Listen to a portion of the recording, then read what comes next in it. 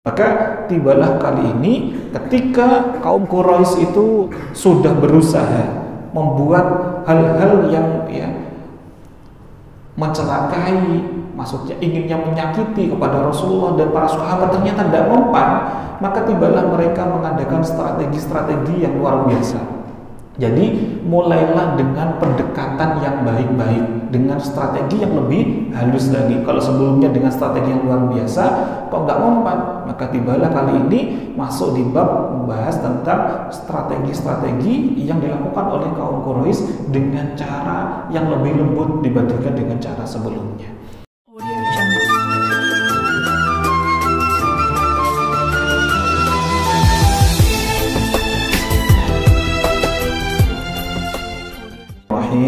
Rabbi shrah li sadri wa yassir li amri wahlul 'uqdatam min lisani yafqahu qawli. Assalamualaikum warahmatullahi wabarakatuh. Alhamdulillahi rabbil alamin. Rabbana walakal hamdu hamdan katsiran tayyiban mubarakan fihi mubarakan alaihi kama yuhibbu rabbuna wa yarda. Asyhadu an la ilaha illallah wa asyhadu anna Muhammadan abduhu wa rasuluh. Allahumma salli ala sayyidina Muhammad wa ala ali sayyidina Muhammad wa ala alihi wa ashabihi wa man tabi'ahum bi ihsanin ila yaumiddin, amma ba'd. Alhamdulillah yang kami hormati segenap pengurus dari Masjid An-Nur KPP Pratama Surakarta serta seluruh jamaah yang hadir, Bapak Ibu yang senantiasa dimuliakan dan dibahagiakan oleh Allah Subhanahu wa taala. Saya doakan dengan kita ini masih diizinkan oleh Allah hadir di majelis ilmu, Allah senantiasa hujamkan kepada kita rahmatnya, Allah naungi kita dengan senantiasa pertolongannya, perlindungannya, dan senantiasa kita pun dihadirkan oleh Allah Subhanahu wa taala fadilah-fadilah keutamaan dari kita hadir di majelis ilmu. Sebagaimana yang disampaikan oleh para salafus saleh, banyak sekali fadilah-fadilah keutamaan dari kita hadir di majelis ilmu. Kalau Imam Ghazali saja mengatakan, seorang hujatul Islam, beliau mengatakan ketika kita hadir di majelis ilmu seperti ini adalah ketakwaan. Mengapa disebutkan oleh beliau ketakwaan? Sebab menuntut ilmu itu hukumnya apa? Wajib atau sunnah? Wajib. Maka ketika kita itu menjalankan perintah Allah, menjalankan kewajiban, sejatinya kita itu di jalan ketakwaan. Dan barang siapa yang taat, yang takwa kepada Allah Subhanahu wa taala, maka Allah akan hadirkan solusi, jalan keluar, hadirkan rezeki dari arah yang tidak disangka-sangka. Dan rezeki ini maknanya luas. Bisa jadi kalau saat ini kita masih dihadirkan berbagai persoalan, pekerjaan yang gak mudah-mudah dikasih deadline, dikasih target, tidak mudah-mudah tercapai. Bisa jadi dengan wasilah kita menambah ketaatan kita, ketakwaan kita, Allah akan hadirkan cahaya terang solusi itu. Mungkin ada yang saat ini masih dihadirkan oleh Allah berupa ujian terkait dengan hubungan dengan orang lain yang belum baik silaturahminya. Mungkin ada hubungannya dengan pasangannya, dengan anaknya, dengan orang tuanya, dengan mertuanya, ataupun dengan kerabat sesama kerja kita di lingkungan kita, mungkin satu departemen, satu divisi. Semoga dengan wasilah kita hadir dalam ketaatan ini, dalam majelis ilmu ini, Allah semakin lembutkan hati masing-masing dari kita. Allah semakin satukan silaturahmi kita. Amin Allahumma amin. Maka ketika kita hadir majelis ilmu ini, tiada hal yang layak untuk kita haturkan kecuali rasa syukur kepada Allah Subhanahu wa taala. Maka mari bersama-sama sungguh-sungguh kita bersyukur kepada Allah dengan mengucap kalimat tahmid bersama-sama. Alhamdulillahi rabbil alamin. Insyaallah. Salawat serta salam senantiasa kita haturkan kepada junjungan kita Nabi besar, Nabi agung, Nabi Muhammad sallallahu alaihi wasallam, sang suri tauladan terbaik yang senantiasa kita nanti-nantikan syafaatnya. Dan dengan sekedar kita mencintai beliau saja, Masya Allah, kita rindu dengan beliau saja, Masya Allah, kita pun dapatkan fadilah-fadilah keutamaan yang sangat luar biasa. Insya Allah dengan kita semakin itibak kepada beliau, mempelajari kisah-kisah beliau, termasuk sirah Nabawi ini, semakin menghadirkan rasa mahabbah, rasa cinta kita kepada beliau, yang insya Allah sebagaimana dari sabda beliau, sesungguhnya kita nanti akan dikumpulkan dengan orang-orang yang kita cintai nanti di akhirat. Kalau kita cintanya dengan Rasulullah, insya Allah kita pun akan dapatkan surga terbaik. surganya para kekasih Allah, berkumpul dengan Rasulullah. Amin, Allahumma amin. Maka yuk sungguh-sungguh kita hadirkan sholawat bukan hanya sekedar ajakan, tapi kita bareng-bareng bersama bersholawat kepada baginda Nabi Muhammad SAW.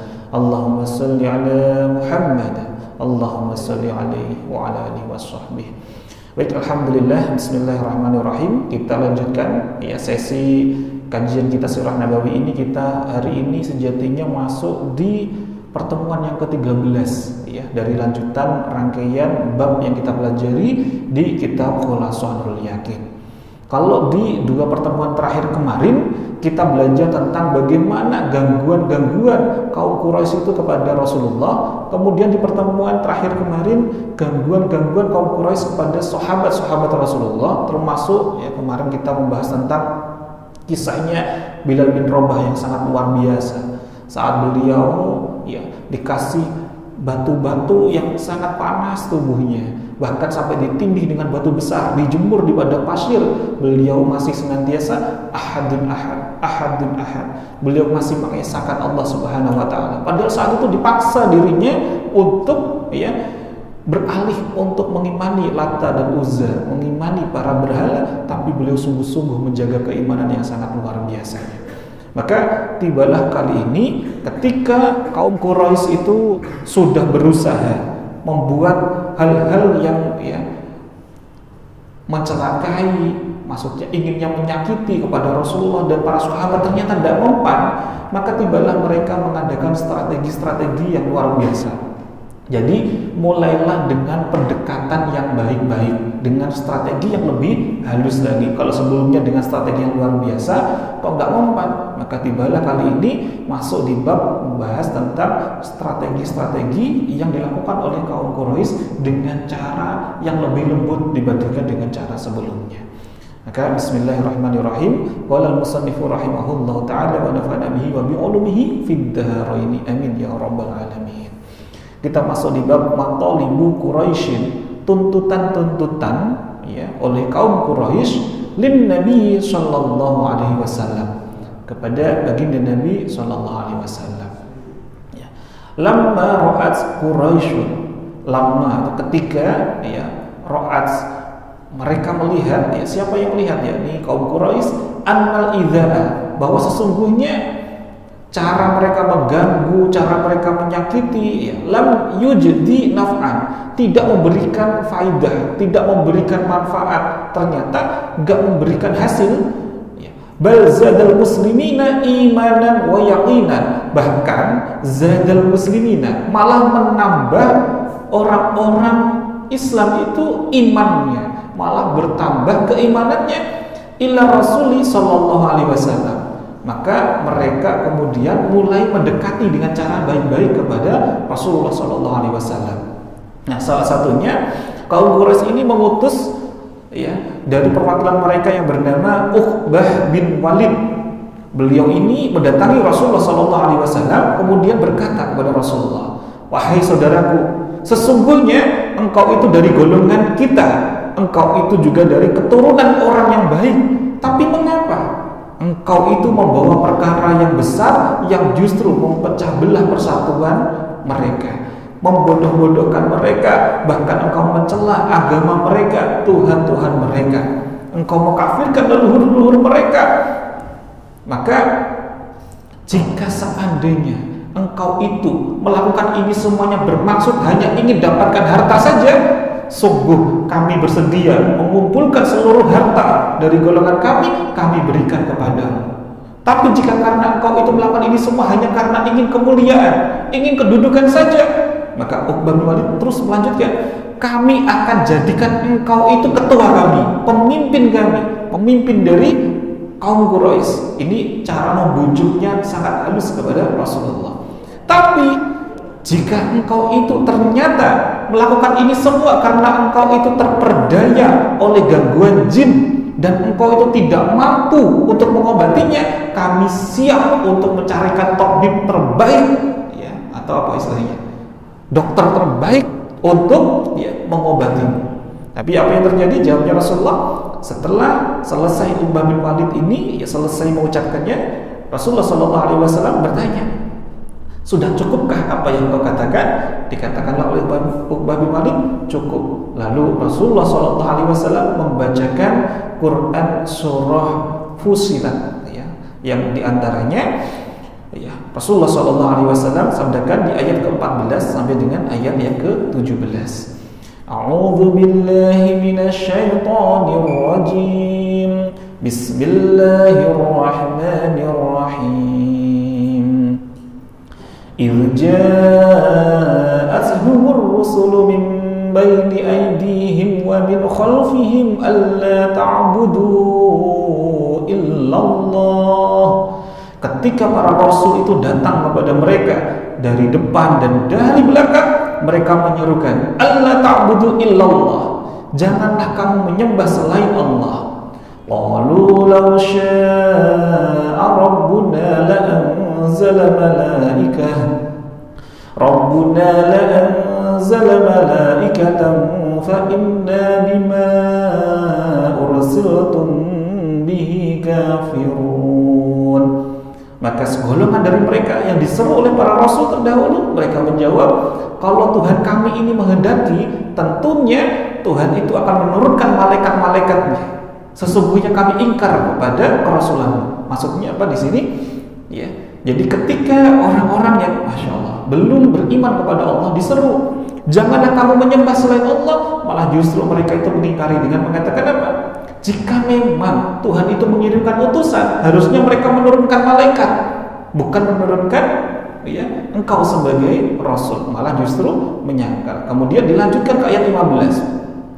Adapun kaum 'Ad, mereka menyombongkan diri di bumi tanpa alasan yang benar. Mereka berkata, Man asyaddu minna quwwah, siapakah yang lebih hebat kekuatannya daripada kami? Ini maksudnya kaum 'Ad. Maka dilanjutkan ayat ini, tidakkah mereka memperhatikan bahwa sesungguhnya Allah yang menciptakan mereka itu lebih hebat kekuatannya daripada mereka. Mereka telah mengingkari tanda-tanda kebesaran kami. Maka kami menghembuskan angin yang sangat dingin dan bergemuruh kepada mereka selama beberapa hari yang naas, karena kami ingin mereka merasakan siksaan yang menghinakan dalam kehidupan di dunia. Sungguh azab akhirat lebih menghinakan dan mereka tidak diberi pertolongan. Lalu kemudian Rasul dilanjutkan lagi di ayat yang selanjutnya. Adapun kaum Samud, mereka telah kami beri petunjuk, tetapi mereka lebih menyukai kebutaan. Maksudnya adalah kebutaan ini kesesatan daripada petunjuk itu. Maka mereka disambar petir sebagai azab yang menghinakan karena apa yang telah mereka kerjakan. Ketika mendengar ayat-ayat Allah ini, kemudian Uqbah bin Malik langsung cukup, stop, berhenti. Mulai dari ayat-ayat mulai muncul tentang ancaman-ancaman, Uqbah bin Malik sudah tidak kuat lagi. Kemudian Uqbah bin Malik mengatakan, ya, cukup berhenti. Saya akan kembali kepada kaumku. Maka Uqbah bin Malik kembali kepada orang Quraisy, kemudian mengatakan bahwa biarkanlah Nabi SAW itu menyerukan kepada kaumnya. Jika kaum malah justru yang mengimani, silahkan mengikutinya. Jadi Uqbah bin Malik malah justru gak jadi awalnya tadi membujuk Rasulullah, malah kembali dengan membela Rasulullah. Ya akhirnya malah justru oleh orang-orang Quraisy, ya, si Uqbah bin Malik ini tidak disukai, bahkan malah dikucilkan. Nah, kita lanjutkan lagi, ya. Wa talabu minhu ayya'buda alihatahum. Kemudian setelah tadi para orang-orang Quraisy ini mengirimkan utusan Uqbah bin Malik, kemudian, ya, wa talabu minhu, mereka meminta kepada Nabi SAW ayya'buda alihatahum. Mereka itu punya siasat. Mereka mendekati Rasul meminta, wahai Nabi, ya, sembahlah berhala kami. Ya, kemudian wa ya'budu ilahahu, dan kalau kamu nanti mau menyembah berhala kami, giliran kami nanti akan mau menyembah Tuhanmu, yakni mau menyembah Allah. Jadi pinginnya orang Quraisy itu adalah win-win, ya, win-win solution pengennya. Jadi kalau kau mau, ya Nabi, sembahlah berhalaku sehari ini saja, dan besok gantian kami akan bersama-sama mengikutimu menyembah, ya, Tuhanmu, yakni menyembah Allah. Maka terkait dengan ajakan ini, Masya Allah, fa'anzalallahu alaihi suratal kafirun, maka seiring dengan itu Rasulullah SAW langsung diturunkan oleh Allah firman Allahnya, yakni Quran surah Al-Kafirun. Jadi ini termasuk asbabun nuzulnya, sejarahnya turunnya Quran surah Al-Kafirun. A'udzu billahi minasy syaithanir rajim. Qul ya ayyuhal kafirun. Katakanlah, hai orang-orang yang kafir. La a'budu ma ta'budun. Aku tidak akan menyembah apa yang kamu sembah. Wala antum 'abiduna ma a'bud. Dan kamu bukan penyembah Tuhan yang aku sembah. Wala ana 'abidun ma 'abadtum. Dan aku tidak pernah menjadi penyembah apa yang kamu sembah. Wala antum 'abiduna ma a'bud. Dan kamu tidak pernah pula menjadi penyembah Tuhan yang aku sembah. Lakum dinukum waliyadin. Untuk mula agamamu dan untuk pula agamaku. Jadi ini termasuk salah satu juga ya risalah tentang asbabun nuzul turunnya Quran surah Al-Kafirun. Ketika ternyata Rasulullah malah justru menolak tadi ajakan dengan cara baik-baik, ya, falamma aisu, ya, maka mereka ya putus asa.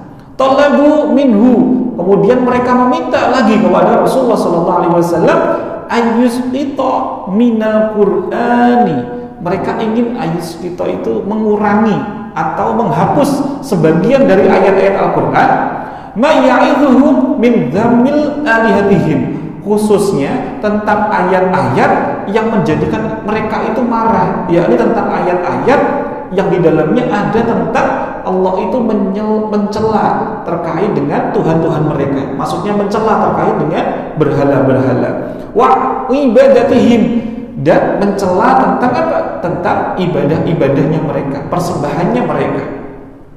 Ayyubadillahu biqur'anin akhar. Nah, mereka bermaksud mengajukan kepada Rasul untuk apa? Mengganti redaksinya, diganti dengan ayat-ayat yang baru, ayat-ayat yang akhir, ayat-ayat yang berikutnya. Maksudnya seperti itu. Maka yang terjadi, fa'anzalallahu jawaban. Maka Allah Subhanahu wa taala langsung menurunkan jawabannya, ya, lahum kepada mereka. Jawabannya Allah turunkan di Quran surah Yunus ayat 15. A'udzu billahi minasy syaithanir rajim. Bismillahirrahmanirrahim. Wa idza tutla 'alaihim ayatuna bayyinatin qala alladhina la yarjuna liqa'ana ati biqur'anin ghairi hadza aw baddil qul ma yakunu li an ubaddilahu min tilqa'i nafsi in attabi'u illa ma yuha ilai inni akhafu in asaitu rabbi 'adzaba yaumin 'adzim. Apabila dibacakan kepada mereka ayat-ayat kami secara jelas, orang-orang yang tidak mengharapkan pertemuan dengan kami, maksudnya tidak mengharapkan akhirat, mereka berkata, datangkanlah kitab selain Al-Quran ini atau gantilah. Katakanlah Muhammad, tidaklah pantas bagiku menggantinya atas kemauanku sendiri. Aku tidak mengikuti kecuali apa yang diwahyukan kepadaku. Sesungguhnya aku takut akan azab hari yang dahsyat jika mendurhakai Tuhanku. Insyaallah. Maka ternyata apapun strategi yang dilakukan oleh orang-orang Quraisy, tuntutan-tuntutan yang luar biasa apapun bentuknya, itu tidak menjadikan gusar, tidak menjadikan ya terkikis keimanan Rasulullah SAW bersama dengan para sahabat-sahabat dengan pengikutnya. Dan setiap kali ada persoalan, Allah langsung backup, Allah langsung menjadikan sandaran, langsung diturunkan ayat-ayat Allah yang sangat luar biasa. Jadi kalau ditanya sebenarnya ilmunya dulu-dulu para sahabat itu dibandingkan dengan orang-orang zaman kita itu banyak mana kira-kira Bapak Ibu? Kata putih kita. Ilmunya orang-orang dulu dengan sekarang itu banyak mana ilmunya kira-kira? Banyak dulu ilmunya sekarang. Sejatinya kalau berbicara mengenai ilmu itu banyak orang sekarang. Kalau orang sekarang kan banyak mudah untuk mengakses, gampang atau mudah? Pertanyaannya gampang atau mudah? Ya pasti mudah gitu ya, gampang. Dikit-dikit tinggal searching, gitu kan ya? Tapi kalau orang dulu ilmu itu didapat tuh dengan praktek dulu baru dapat. Diuji dulu baru dijelaskan, oh maksudnya begini, langsung praktek. Maka orang dulu ilmunya nggak banyak tapi langsung memberikan manfaat. Kenapa? Karena langsung diamalkan, langsung dipraktekkan. Sementara orang saat ini ilmunya banyak nggak? Lebih banyak, tapi hanya sekedar jadi ilmu, tidak diamalkan, tidak dipraktekkan, maka tidak menghadirkan keberkahan. Makanya makom kita, derajat kita ini jauh berbeda dengan orang-orang terdahulu. Kalau orang-orang terdahulu ilmunya sedikit tapi banyak prakteknya. Kalau kita ilmunya banyak tapi belum tentu mau mengamalkannya, mau mempraktekkannya. Maka inilah yang sangat membedakan. Dan kalau kita ingin sungguh-sungguh mendapatkan keberkahan, perlindungan, pertolongan Allah, maka mulailah dari hal-hal yang kita dapatkan. Ilmu itu meskipun sedikit demi sedikit, tidak harus menunggu banyak dulu, tapi paling penting adalah diamalkan, dipraktekkan. Nah, kemudian dari rangkaian kisah ini selanjutnya ini juga dijelaskan dalam kitab Bidayah wa Nihayah oleh Ibnu Katsir, ya, bahwa Rasulullah SAW kemudian menyeru kepada para sahabatnya, "Lau kharajtuhum ila ardil Habasyah." Kalau kalian pergi ke Habasyah. Jadi setelah ini mulailah periode di mana Rasulullah itu mengizinkan para sahabat untuk hijrah yang pertama kali. Kemana? Ke Habasyah. Habasyah itu disebut juga di zaman dulu namanya Abyssinia. Kalau sekarang itu Ethiopia atau di bagian Afrika, ya orangnya kulitnya kulit hitam gitu ya. Kalau sekarang Ethiopia itu termasuk negeri yang karena perang saudara dan sebagainya termasuk kategori negeri-negeri orang ya kategori miskin di dunia. Padahal negeri itu menghasilkan emas, perak, masya Allah luar biasa. Tapi karena apa? Disetir oleh negara-negara barat, akhirnya dikeruk kekayaannya. Mirip-mirip zaman kita dulu, zaman penjajahan. Ya. Apa lanjutan dari seruan Rasulullah SAW? Fa inna biha malikal la yudlamu ahadun iddahu. Ya. Di sana ada seorang raja yang tidak zalim. Ya. Wa hiya ardul sidqin.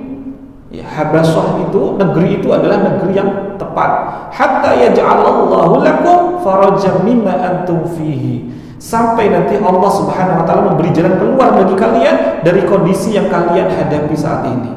Jadi, ketika Rasulullah itu melihat ujiannya bagi para sahabat itu kok luar biasa sekali gitu ya, tidak ringan itu, maka Rasulullah menyerukan ini, mengajak para sahabat, silahkan kalau ada yang ingin mencari perlindungan agar ibadah semakin nyaman, pergilah ke Habasyah, karena sesungguhnya di negeri itu negeri yang sangat aman. Dan berhijrahlah sekitar 10 laki-laki dan 5 perempuan. Salah satu dari antara mereka adalah sahabat Utsman bin Affan radhiyallahu an, dan juga putrinya Rasulullah yang menjadi istrinya Utsman bin Affan, yakni saat itu masih Ruqayyah ya binti Rasulullah sallallahu alaihi wasallam.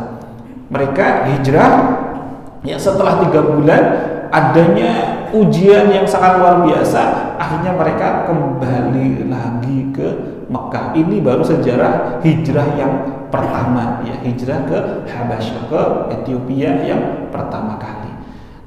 Sampai di sini dulu ya pertemuan kita kali ini. Insyaallah besok kita akan bahas lebih dalam lagi tentang mulai beberapa singa-singanya orang Quraisy itu mulai dapat hidayah. Jadi di pertemuan yang akan datang kita mulai ya belajar tentang paman Nabi yang bernama Hamzah itu yang sangat terpandang, sangat didengar oleh orang-orang Quraisy, mulai masuk Islam, dan juga masuk Islamnya sahabat Umar bin Khattab. Ini di pertemuan besok. Jadi setelah peristiwa hijrahnya para sahabat yang pertama ke Habasyah, mulailah di situ diiringi dengan peristiwa mulailah semakin kuatnya kaum muslimin di Mekah, bahwa orang-orang pimpinan-pimpinan dari orang-orang Quraisy ini mulai memeluk agama Allah, mulai memeluk agama Islam. Barakallahu fikum. Semoga yang sedikit ini bisa memberikan manfaat kepada kita, bisa menambah keimanan kita, kecintaan kita kepada baginda Nabi, khususnya kepada perjuangan beliau-beliau bersama dengan para sahabat Jadi kalau dulu saja menyebarkan agama ini gak mudah, maka ketika ilmu ini, agama ini sudah masuk kepada kita, sampai kepada kita, jangan pernah dilepaskan, jangan pernah disia-siakan. Genggam terus, amalkan dengan sebaik-baiknya. Terima kasih. Ya, kita serahkan kembali kepada Pak Sairin untuk nanti menutup doa kafaratul majelis bersama-sama. Barakallahu fikum, bila taufiq wal hidayah wa ridha wal inayah. Wassalamualaikum warahmatullahi wabarakatuh.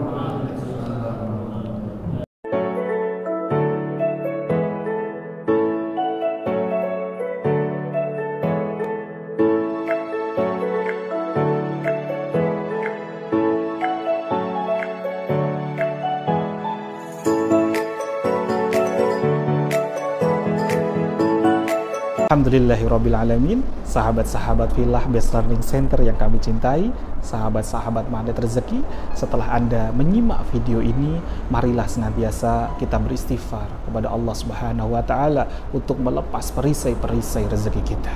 Rabbi ghafirli wa tub alayya innaka antat tawwabur rahim.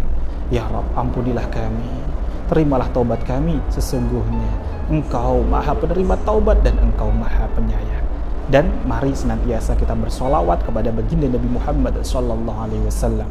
Sallu ala Muhammad, Allahumma salli alaihi wa ala alihi wa sahbihi. Wassalamualaikum warahmatullahi wabarakatuh.